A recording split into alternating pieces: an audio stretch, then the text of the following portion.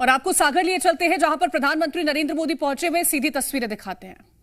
स्वागत करें, वंदन करें माननीय गोविंद सिंह जी राजपूत, डॉक्टर हरि सिंह गौर जी की मूर्ति को भेंट करते हुए शिक्षाविद हमारे हरि सिंह गौर, जिनके नाम से पूरा सागर जाना जाता है, उनकी मूर्ति को भेंट करते हुए अब मैं आमंत्रित करती हूं हमारे क्षेत्रीय विधायक प्रदीप लारिया जी को। वो संत रविदास जी का चित्र, उनकी मूर्ति और मंदिर का प्रतिरूप स्वरूप भेंट करते हुए ये स्मृति चिन्ह 100 करोड़ की लागत से इस क्षेत्र में बनने वाला हमारा संत रविदास जी का मंदिर। अब मैं निवेदन करती हूं हमारी मातृशक्ति से हमारी लोकसभा की प्रत्याशी डॉक्टर लता वानखेड़े, हमारी निगम की महापौर आदरणीय संगीता तिवारी जी, पूर्व विधायक राजश्री जी, पूर्व विधायक सुधा जैन जी, पूर्व विधायक डॉक्टर विनोद पंथी जी, हस्तशिल्प से निर्मित हाथकरघा के द्वारा बनाया हुआ ये अंग वस्त्र भेंट करते हुए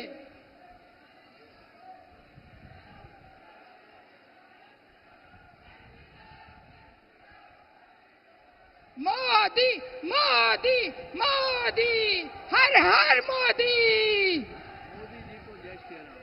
मोदी जी को जय श्री राम। अब मैं आमंत्रित करती हूं हमारे प्रदेश के यशस्वी मुखिया माननीय डॉक्टर मोहन यादव जी को, जो अपना उद्बोधन से हमारे सागर के सभागार में गागर भर दे।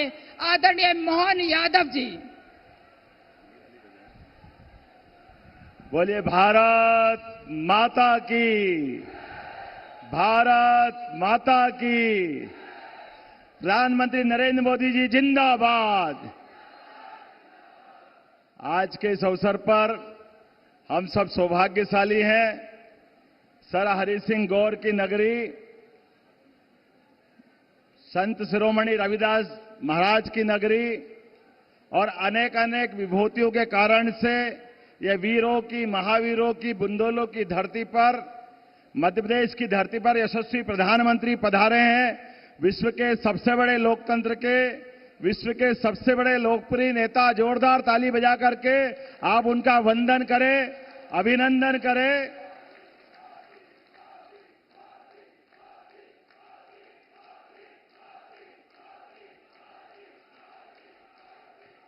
मैं आपके साथ जोरदार ताली बजा करके अपने स्थान पर भी बैठने का प्रयास करें। हम सबका सौभाग्य लोकतंत्र के इस महायज्ञ में आज वो हमारे बीच एक बार फिर आशीष देने के लिए पधारे हैं। मैं सर हरि सिंह गौर की धरती से, वैसे तो कल बीते दिन हनुमान जयंती थी और भगवान हनुमान जी की जयंती के अवसर पर हमने सबने इस वर्ष ज्यादा आनंद लिया, क्योंकि अयोध्या में भगवान राम मुस्कुरा रहे हैं। हमको इस बात का एहसास है। हम सब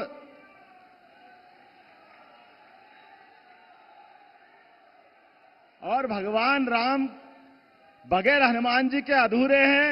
हमने सबने देखा कि हनुमान जी का जीवन सदैव त्याग करने के लिए, देने के लिए, उनका पूरा जीवन हमेशा भगवान राम की भक्ति के लिए। ऐसे हमारे प्रधानमंत्री भी उनके, हमारे एक तरह से अनन्य भक्त के नाते से पूरा जीवन जिनने देश के लिए दिया। जोरदार ताली बजा करके हम स्मरण करें इस बात के लिए। और आज के इस दौर में तो और ज्यादा समसामयिक होगा ये बात बोलना कि जब कांग्रेस मैनिफेस्टो निकालती है तो मैनिफेस्टो के माध्यम से कांग्रेस ने कितना बड़ा पाप किया। कांग्रेस कहती है हम इकोनॉमिक सर्वे करवाएंगे और इकोनॉमिक सर्वे करवा करके हम इसमें आने वाली जो उनके सर्वे के दायरे में, मैं माननीय प्रधानमंत्री जी का आभार मानता हूं जिन्होंने इस तरफ हमारे लिए कांग्रेस के छिपे एजेंडे की तरफ ध्यान आकर्षित कराया। आप बताइए, गरीबों की मेहनत का धन, दलितों की, आदिवासियों की, पिछड़ों की और हमारी अपनी कमाई का धन कांग्रेस सर्वे कराने के नाम पर हमसे छीनना चाहती है। हमसे दूसरों को लेके देना चाहती है। ये लोकतंत्र में कभी नहीं हो सकता। कांग्रेस के अतीत के पाप भी ऐसे थे। 1974 में वो सीलिंग एक्ट लाए थे और हमारे जैसे कई किसानों की जमीन छीनने का काम अगर किसी ने किया था तो काल के प्रवाह में अतीत में कांग्रेस का रिकॉर्ड ही ऐसा रहा है। हम सब ये भूले नहीं। 2013 के पहले प्रधानमंत्री मनमोहन सिंह जी ने भी यही बात बोली थी कि इस देश का हक पहला मुसलमानों का है। कितने दुर्भाग्य की बात कहना पड़ेगी। एक तरफ हमारी पार्टी और एक तरफ हमारे अपने इस विचार को खासकर दल विशेष के आधार पर हमारे देश के अंदर फूट डाल करके वोट की राजनीति के आधार पर कितना गंदा खेल कांग्रेस के लोग खेल रहे हैं। हमारे अपने यशस्वी प्रधानमंत्री जिन्होंने 4 करोड़ से ज्यादा लोगों के लिए मकान बना के दिए, जोरदार ताली बजाओ। जिनका अपना खुद का एक मकान नहीं पूरे देश में, जिनका अपने लिए अपने खुद की जब मुख्यमंत्री थे तो पूरी राशि जो इनको आपके वेतन भत्ते की थी वो सारे वेतन भत्ते की राशि अपने अधिकारी कर्मचारी, अपने छोटे गरीब कर्मचारी के बच्चों की शिक्षा दीक्षा के लिए पूरी राशि दान कर दी। ऐसा कोई व्यक्ति मिलेगा? जोरदार ताली बजा करके एहसास कराइए। और जब से प्रधानमंत्री बने तब से भी आपको कोई गिफ्ट मिलती है, कोई अलग से अपनी कोई चीज मिलती तो नीलाम करके वो सारी राशि गंगा की सेवा के लिए लगाते हैं। ये हमारा सौभाग्य है। ऐसे यशस्वी प्रधानमंत्री के लिए निजी हमले करते हुए कांग्रेस जो गंदे काम करती है, ये चुनाव कांग्रेस का दूध पानी का पानी करने का है। मैं आपके माध्यम से अपील करना चाहता हूं। हमारे यहाँ सर हरि सिंह गौर ने अपनी संपत्ति दान करके एक विश्वविद्यालय दिया था। हमारे प्रधानमंत्री तो पूरा जीवन दान कर दिया पूरे देश के लिए। जोरदार ताली बजाओ ऐसे तपस्वी पुरुष के लिए। हमारे लिए सौभाग्य की बात है। लोकतंत्र में भारत का दुनिया में मान बढ़े, सम्मान बढ़े, इसलिए दुनिया का नंबर 1 देश बनाने के लिए आप अथक परिश्रम कर रहे हैं। हम आप और संकल्प करें आने वाले समय में ये जो चुनाव है, इस चुनाव में ऐतिहासिक जीत दिला करके अपनी इस भारतीय जनता पार्टी को विजय बनाते हुए यशस्वी प्रधानमंत्री के नेतृत्व में फिर एक बार मोदी सरकार बनाने के लिए हम संकल्पित होंगे। जोरदार ताली बजा के माननीय प्रधानमंत्री जी का अभिनंदन करें, स्वागत करें। बहुत बहुत धन्यवाद। भारत माता की जय। अब मैं आवाज देने जा रही हूं हमारे देश के यशस्वी प्रधानमंत्री, तेजस्वी तपस्वी प्रधानमंत्री जी को इन लाइनों के साथ कि आप गुजरो जिन राहों से वो राहें हो गुलजार, आप देखो जिन सपनों को वो सपने हो साकार, आप चाहो जिन मंजिल को वो मंजिल हो आसान, आपको जीवन में मिले हरदम सुख समृद्धि और सम्मान, खुशियों का भंडार। माननीय मोदी जी आपके बीच में हैं। मोदी जी को जय श्री राम। मोदी जी को जय श्री राम। अरे उनको रोकिए मत, उनका इतना उत्साह है।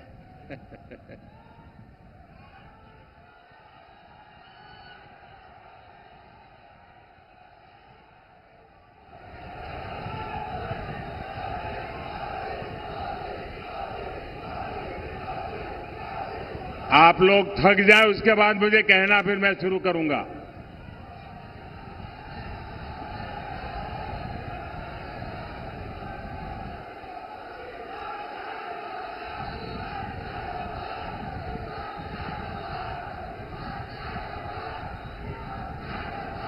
अब मैं शुरू करूं।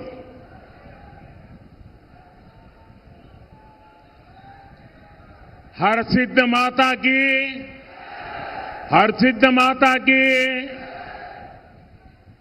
भारत माता की। आज सागर की धरती पर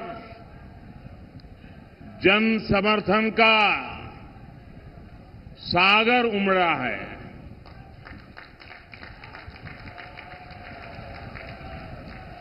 पिछली बार आपने यहां से भाजपा को रिकॉर्ड वोटों से जिताया था।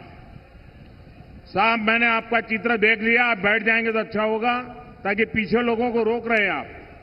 नहीं, आप अपने पास ही रखिए, यहां कार्यालय में दे देना, कार्यालय में दे देना। पिछले बार आपने रिकॉर्ड वोटों से जिताया था।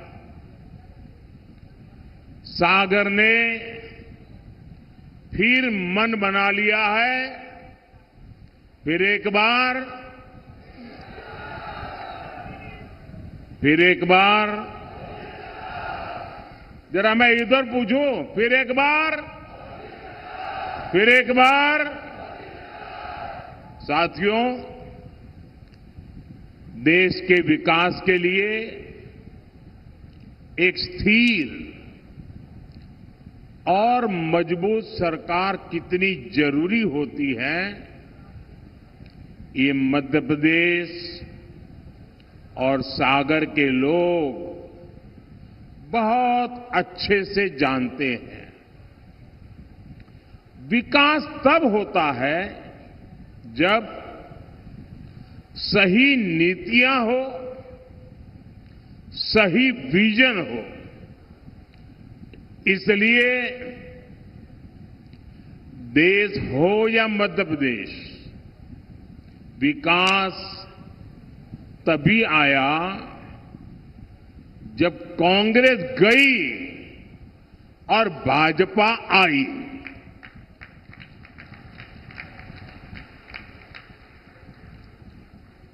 कांग्रेस के समय में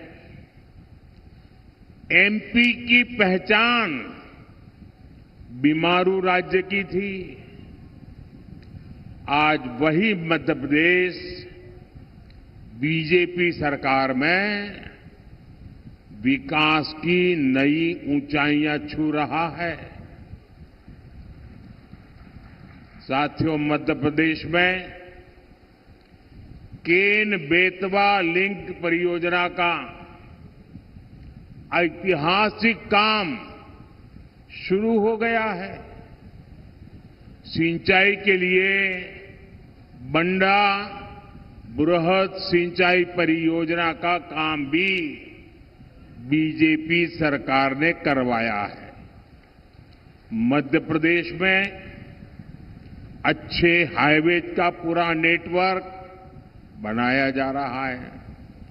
नर्मदा प्रगति पथ और विंध्य प्रगति पथ हो, मालवा निमाड़ प्रगति पथ और मध्य भारत प्रगति पथ हो, बुंदेलखंड प्रगति पथ और अटल प्रगति पथ हो, एक्सप्रेस वे अब नए मध्य प्रदेश की पहचान बन रहा है। यहां ललितपुर, सागर, लखनादौन नेशनल हाईवे का निर्माण भी हुआ है। केंद्र सरकार ने एमपी को 350 से ज्यादा रेल परियोजनाओं की सौगात भी दी है। सागर में मेडिकल कॉलेज और अस्पताल भी बनवाए हैं। 50,000 करोड़ रुपए की लागत से बीना रिफाइनरी में पेट्रोकेमिकल कॉम्प्लेक्स का निर्माण भी शुरू हो चुका है। यानी इंफ्रास्ट्रक्चर, स्वास्थ्य, शिक्षा और सुरक्षा की जो जरूरतें थी, सभी दिशाओं में एक साथ काम करते हुए आपकी अपेक्षाएं पूरी हो रही है। अब इससे इस क्षेत्र में उद्योगों के लिए नए रास्ते खुलेंगे। हमारे मुख्यमंत्री भाई मोहन यादव जी और उनकी पूरी टीम इस दिशा में दिन रात काम कर रही है। साथियों, यहां इतनी बड़ी संख्या में माताएं बहनें भी आई हैं। गरीब के इस बेटे ने हमेशा आपकी चिंता की है।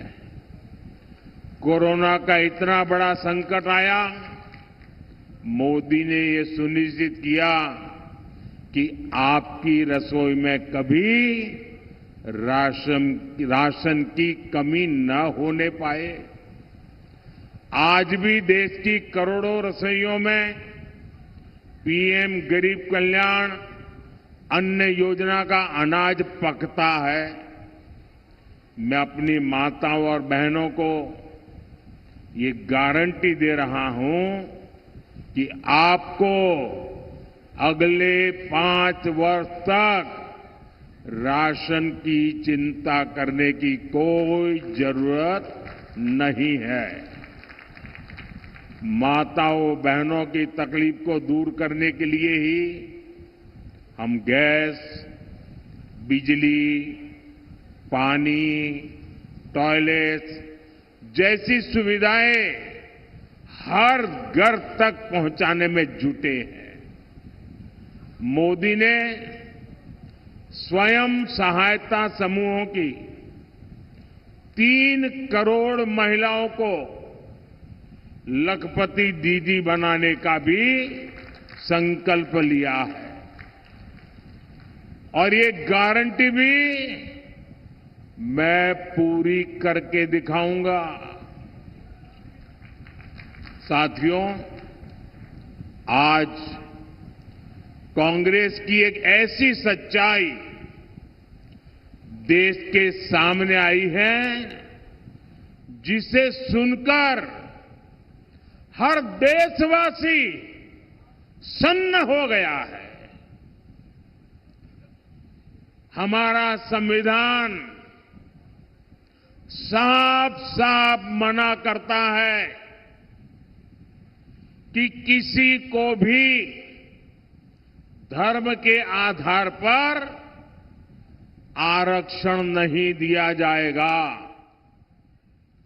खुद बाबा साहब आंबेडकर भी धर्म के आधार पर आरक्षण के खिलाफ थे, लेकिन कांग्रेस ने वर्षों पहले ही धर्म के आधार पर आरक्षण का खतरनाक संकल्प लिया था। वो साल दर साल अपने इस संकल्प को पूरा करने के लिए भांति भांति के हथकंडे अपना रहे हैं। देशवासियों की आंखों में धूल झोंक करके ये अपना खेल खेल रहे हैं। 2004 में कांग्रेस ने आंध्र प्रदेश में धर्म के आधार पर आरक्षण दिया और बाबा साहब आंबेडकर की पीठ में छुरा भोंका था। संविधान के पीठ में छुरा भोंका था। फिर 2009 का चुनाव हो या फिर 2014 का चुनाव, अपने घोषणा पत्र में दोनों बार कांग्रेस ने धर्म के आधार पर आरक्षण का वादा किया। कांग्रेस की तैयारी है कि एससी, एसटी, ओबीसी का 15% कोटा काट दिया जाए और फिर धर्म के आधार पर आरक्षण लागू हो। पिछली बार कर्नाटका में जब कांग्रेस की सरकार थी तो उसने धर्म के आधार पर रिजर्वेशन दिया था। जब बीजेपी सरकार में आई तो हमने बाबा साहब के प्रति समर्पण भाव से भारत के संविधान की पवित्रता का सम्मान करते हुए हमने फैसला लिया कि कांग्रेस जो धर्म के आधार पर आरक्षण करके गई है उसको हम एक दिन रहने नहीं देंगे और हमने उसको खत्म कर दिया। अब एक बार फिर कर्नाटका में कांग्रेस ने धर्म के आधार पर आरक्षण दे दिया है और इसके लिए उन्होंने पिछले दरवाजे से गैर कानूनी तरीके से एक चालाकी की है। ओबीसी समाज की आंख में धूल झोंकने का गुनाहित कृत्य किया है और इसके लिए उसने मुसलमान की सभी जातियों को एक ही कागज निकालकर सबको ओबीसी कोटा में डाल दिया। कांग्रेस इन सबको ओबीसी कोटा में डाल करके ओबीसी को जो हक मिलता था उसका बहुत बड़ा हिस्सा उसने छीन लिया और धर्म के आधार पर दे दिया। कांग्रेस यही फॉर्मूला पूरे देश में लागू करना चाहती है। आप मुझे बताइए, क्या ये लागू देना चाहिए? क्या इसको रोकना चाहिए कि नहीं रोकना चाहिए? इनके खतरनाक मंसूबों को खत्म करना चाहिए कि नहीं करना चाहिए? पूरी ताकत से देशवासियों को जगाना चाहिए कि नहीं जगाना चाहिए? साथियों, चुनाव तो आएंगे जाएंगे, लेकिन एक खतरनाक खेल आपकी आने वाली पीढ़ियों को तबाह कर देगा। ओबीसी वर्ग की सबसे बड़ी दुश्मन है कांग्रेस, जिसने ओबीसी से उनका हक छीन लिया है। कांग्रेस ने सामाजिक न्याय की हत्या की है। कांग्रेस ने संविधान की भावना को ठोकर पहुंचाई है। कांग्रेस ने बाबा साहब का घोर अपमान किया है। साथियों, ये मुझे सवाल पूछते हैं 400 पार 400 पार क्यों? मैं जवाब देता हूं, आप जो राज्यों में हथकंडे अपना रहे हो, दलितों के, आदिवासियों के, ओबीसी के आरक्षण चोरी करने का जो खेल खेल रहे हो, उसे लूटने का खेल खेल रहे हो, आपके ये खेल बंद करने के लिए, हमेशा बंद करने के लिए, आपके मंसूबों को हमेशा हमेशा ताला लगाने के लिए मोदी को 400 पार चाहिए। मुझे दलितों के आरक्षण की रक्षा करनी है, मुझे आदिवासियों के आरक्षण की रक्षा करनी है, मुझे ओबीसी के आरक्षण की रक्षा करनी है। और मैं स्वयं उस समाज से आया हूं, इसलिए मैं आपको कहता हूं, मैं इस दर्द को जानता हूं और मैं आपको रक्षण दे करके ही रहूंगा और इसलिए मुझे आपका साथ चाहिए। साथियों, आपको चोट पहुंचाने के लिए कांग्रेस इतने पर ही नहीं रुक रही। कांग्रेस आपकी संपत्ति भी छीनना चाहती है। कांग्रेस एक्सरे कराने वाली, एक्सरे मालूम है ना, उनके नेता बोल रहे एक्सरे करेंगे और आपके लॉकर में क्या पड़ा है वो खोज के निकालेंगे। आपके घर में क्या पड़ा है वो खोज के निकालेंगे। अगर माताओं बहनों ने थोड़ी पूंजी बचाई होगी और अनाज के डिब्बे में रखती हैं तो एक्सरे करके वो भी खोज के निकालेंगे। लॉकर में रखे आपके गहने हो, महिलाओं का मंगलसूत्र हो, कांग्रेस सब कुछ खोजने में लगेगी और फिर कहती है हम इसे छीन लेंगे और फिर उसको बांट देंगे। आपको ये मंजूर है क्या? जरा मुझे पूरी ताकत से बताइए, अगर मेरा विषय समझते हो तो ये आपको मंजूर है क्या? आपके पास अगर एक घर गांव में है और एक घर आपने शहर में ले लिया, 2 घर है, तो एक घर कांग्रेस ले लेगी, कांग्रेस की सरकार ले लेगी। अगर आपके पास 2 गाड़ी है तो एक गाड़ी कांग्रेस की सरकार ले लेगी। ये उन्होंने घोषित किया है। क्या आपको ये मंजूर है क्या? ये करने देंगे क्या? आपसे ये सब कुछ छीनकर कांग्रेस अपने वोट बैंक को देना चाहती है। साथियों, इतना ही नहीं, कांग्रेस ने तो आज एक और पत्ता खोल दिया है। उनका हिडन एजेंडा बाहर आया है। आज उन्होंने कहा है इनहेरिटेंस टैक्स, यानी विरासत में भी।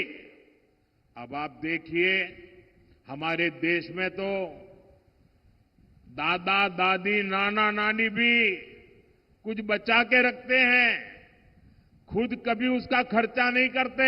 क्यों? उनके मन में रहता है पोता पोती बड़े होंगे ना, उनकी शादी में काम आएगा, नाती बड़ा होगा तो उसके काम आएगा। वो संपत्ति को बचाते हैं, अनाप शनाप खर्चा मौज मजा में नहीं करते हैं। बड़ी मेहनत करके, मुसीबतों को झेल करके जो संपत्ति आपने बचाई है ना, आपने पूर्वजों ने जो संपत्ति बचाई है, जो आपको मिली है, अब ये कांग्रेस कहती है कि आप अपने संतानों को वो संपत्ति नहीं दे सकते। करीब करीब आधी संपत्ति कांग्रेस की सरकार बनेगी तो कानूनन आपसे लूट लेगी।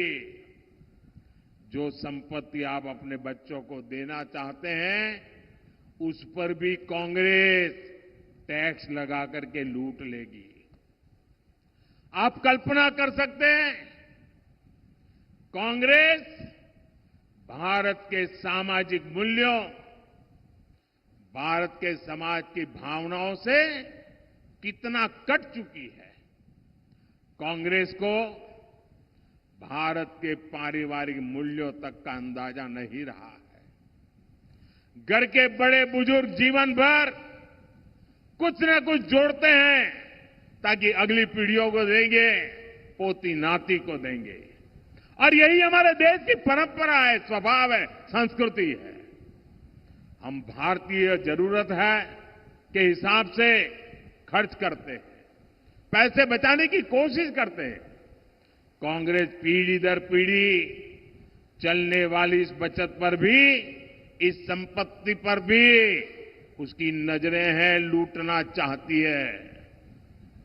यानी कांग्रेस का मंत्र है,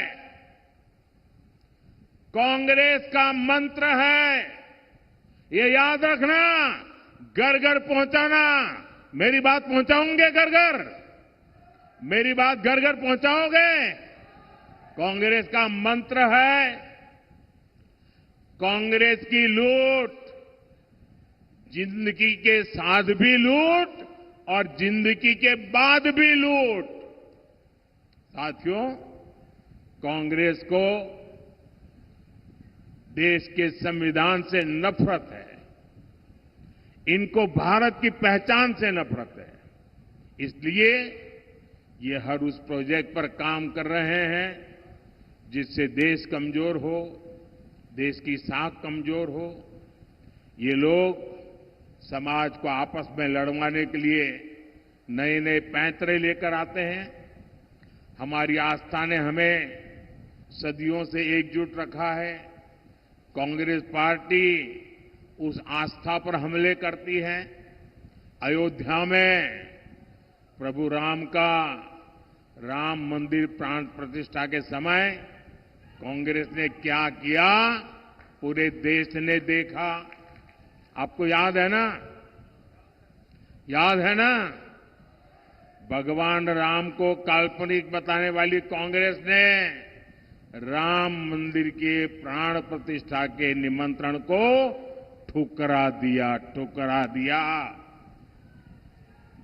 क्या ऐसी कांग्रेस को ठुकराना चाहिए कि नहीं ठुकराना चाहिए? जिसने राम मंदिर की प्राण प्रतिष्ठा को ठुकरा दिया, ऐसी कांग्रेस को ठुकरा देना चाहिए कि नहीं ठुकरा देना चाहिए? आपने इनकी भाषा सुनी है? भाइयों बहनों, इनका विरोध केवल अयोध्या, राम और राम मंदिर तक नहीं है। इन्हें मंदिर और मंदिर जाने वालों से भी दिक्कत है। पिछले साल ही मैंने यहां सागर में संत रविदास जी का भव्य मंदिर का शिलान्यास किया था। तब भी कांग्रेस के नेताओं ने कहा था कि रविदास मंदिर बनाने से अच्छा था कि यहां कुछ और बन जाता। इतनी नफरत है इनको। कांग्रेस को एक महान दलित संत का मंदिर भी बर्दाश्त नहीं होता। ऐसी सोच वाली कांग्रेस को एमपी से दूर रखने में ही भलाई है। साथियों, 7 मई को आपके पास एक बार फिर मध्य प्रदेश के साथ साथ पूरे देश के भविष्य को संवारने का अवसर है।